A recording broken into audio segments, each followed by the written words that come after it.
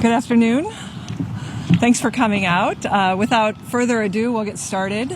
And it is wonderful to be here today alongside Chairman Williams and Chair Ernst to take a major step forward to rebuild American manufacturing. On Liberation Day, President Trump made a commitment to stand with American workers, rebuild our industrial base and our domestic supply chains, and it is already restoring our national strength.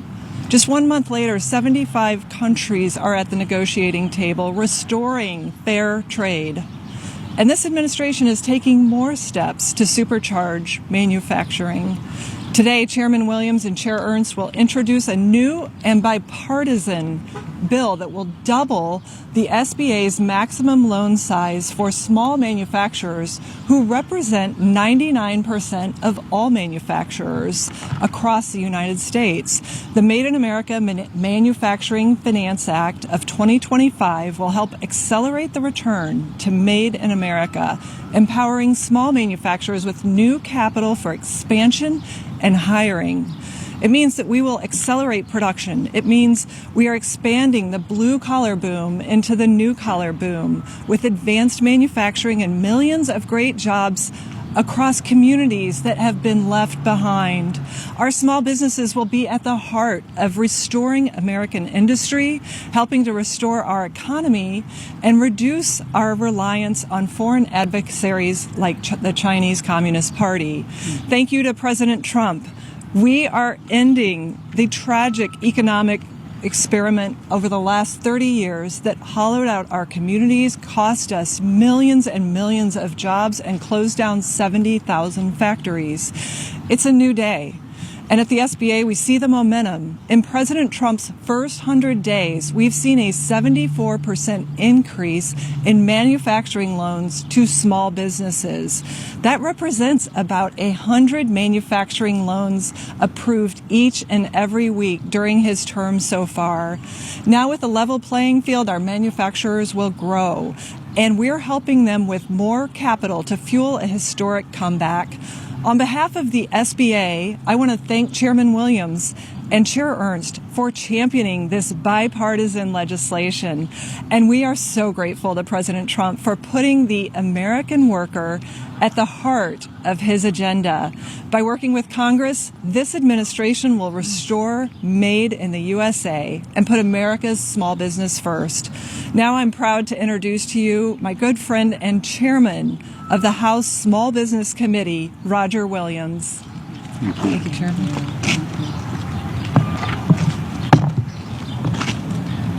Well, thank you very much, and I want to also say thank you to Administrator Loeffler for your leadership, and Senator Ernst, who I work with, and besides working with friends, and this is going to be a great partnership right here. And being a small business owner myself, being a Main Street employer, I can't think of a better time to be involved in our business and start a business. And I want to say thank you again to our leadership. I want to thank this is going to be an opportunity to drive the America First agenda in Main Street America again. President Trump gets it. We're lucky to have him as our leader, and I think that none of us have the idea how good this economy is going to be, and the SBA is going to have a large part in it. The benefits of this bill will advance the President's America First agenda. It will support SBA's Made in America Manufacturing Initiative, as we've heard, and strengthens the SBA's ability to support modern small manufacturers' steep capital requirements. When you travel around the country, I think we all agree that small business, one of the things that they're concerned about is access to capital. This is going to do a lot to fix that. They're going to have a chance to modernize their equipment. They're going to expand their operations. Their workforce development is going to grow. We're going to put more people to work, more taxpayers, more tax revenue. And we're going to supply chain is going to be better. The supply chain will come from right here in America, which is going to be fantastic. So this whole thing supports good paying jobs. It supports good people. It supports capitalism. It supports entrepreneurship. The idea that you can take risk in America and get reward again is back. And that's what this country has always offered through the years, and it always will. So I want to just say that it's going to be great working with Senator Ernst and Administrator Loeffler. We're going to do great things. As I'm not a pilot, but I know my pilots always talk about CAVU, Seating and Visibility Unlimited. I think that's where we are in America. So I'm looking forward to it, and I want to say God bless my two my two friends here. And God bless Main Street America, and God bless President Trump and the greatest country in the world, America. Thank you. Oh, man. Oh, thanks, Roger. Thank you so much, Chairman. Thank you all for being here today. I am so proud to join with President Donald J. Trump, Administrator Loeffler, and of course, my dear friend and baseball coach, Roger Williams. Thank you, Chair, very much. We are unleashing American production, and we are supporting our small businesses. So I am the very proud daughter of an Iowa farmer and small business owner, and we have already seen a domestic, whoa, and there go my talking points. But thanks, Palmer. So we have, thanks, Chair. You weren't quick enough. That's why we have young staff members. I was getting it in my head.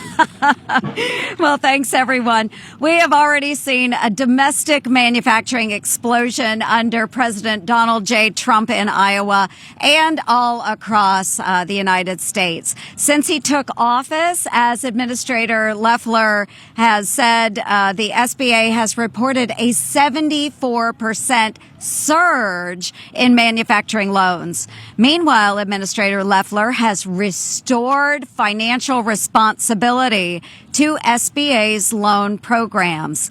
Expansion on Main Street should not be limited by government. And that's why our Made in America Manufacturing Finance Act doubles the loan limit from $5 million to $10 million.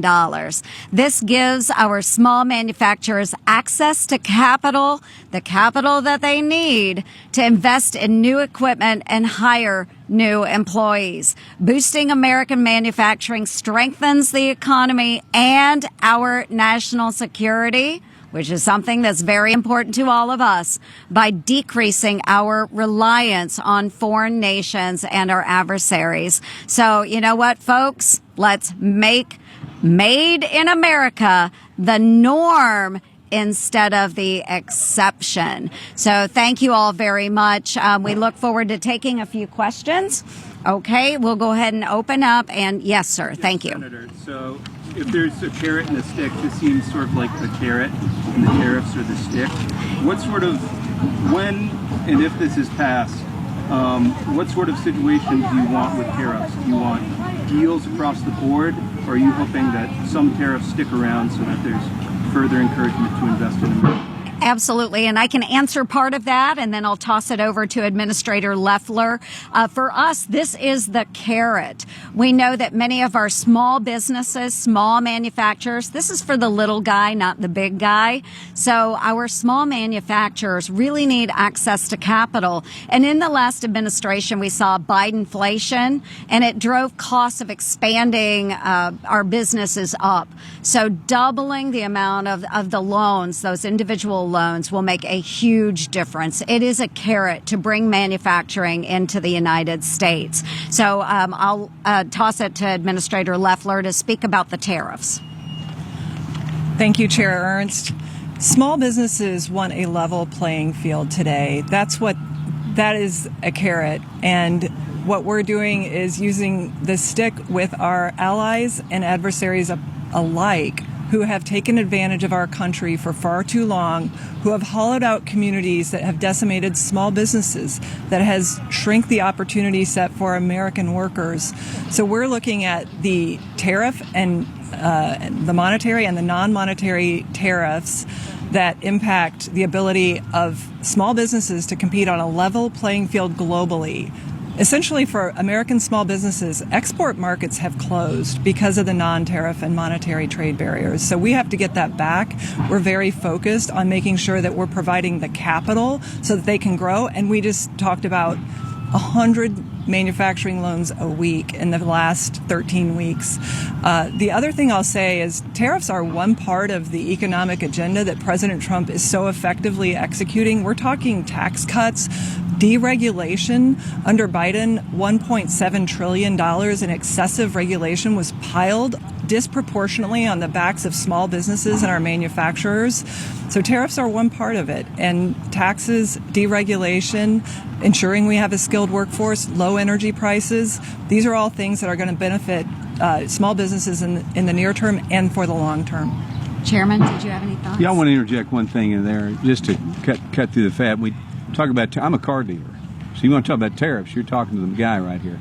I'm not afraid of tariffs. I'm aware of tariffs, but let me say this, even more important.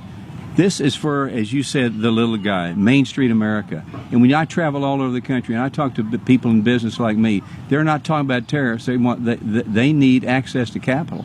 They got the idea they need the capital. This bill does that. Plus, you couple it with tax cuts they're going to get. Now you're cooking. So tariffs are one thing, but most importantly, is this access to capital is the biggest thing we can do for Main Street America. Absolutely. Yes, sir. Administrator Loeffler, these manufacturing loans will be larger potentially than any loans SBA has made before. Are you taking steps, actually in the Office of Credit Risk Management, just from an asset quality standpoint to sort of get ready for this? Do these present different challenges than the SBA has dealt with currently? Absolutely. So we have taken a hard look both from a capital access, a lender perspective, which means we work with our private sector partners. Keep in mind, all SBA loans come out through our local lenders across our communities in America. About 2,500 banks do a thorough underwriting process, and the banks, while these are government-backed loans, the banks would take the first loss. So these are loans that meet stringent underwriting standards of any banker. And then we've also evaluated our own loan portfolio in terms of how manufacturing loans perform, particularly the larger ones. They're some of the very best performing loans because they have assets backing them up, and they are typically used for growth. And so that's exactly what we're seeing across this country right now. We've met with over 250 manufacturers so far, and we're just seeing tremendous demand for locally sourced, America-sourced products. And the consumer has it too. The consumer wants to buy made in America, and we're going to be continuing to roll out additional initiatives that support onshoring these supply chains that are so critical to our economic and national security. I've got probably one more, and then we got to wrap this up. What's the timeline for this, and what sort of support are you getting on the Hill? Well, yes, absolutely. So we have it introduced in the House and in the Senate. It is a bipartisan bill in the Senate, and I am pleased to say that Senator Chris Coons is my Democratic co-sponsor. We will have a Democratic sponsor in the House as well. So we anticipate this is something that we all do agree on, and it should move very quickly. I am hopeful that we can get this over the finish line, get it to the president as soon as possible, because this is something that American manufacturers need. And again, it's for the small businesses, the small manufacturers, and it will make a difference in bringing back American manufacturing. Thank you think all that's for it. coming out. Thank you so much. Thank you. Good job. Nice. Thank you, Skipper. Well played. And do you have an announcement about June 11th? Well, June 11th now, getting down to the real important stuff. June 11th is our congressional baseball game. In place is 1909. All right? You all need to buy your tickets. They went on sale at 1 o'clock, and I'm projecting, you can write it down, we're going to have 40,000 people there this year to watch the Democrats and Republicans. I'm not going to tell you who's going to win, but I think you know who's going to win. I think we know. Thanks, Skipper. Thank you, Coach. Okay. Thank you. Thanks, everybody, for coming. Good job. Thank you.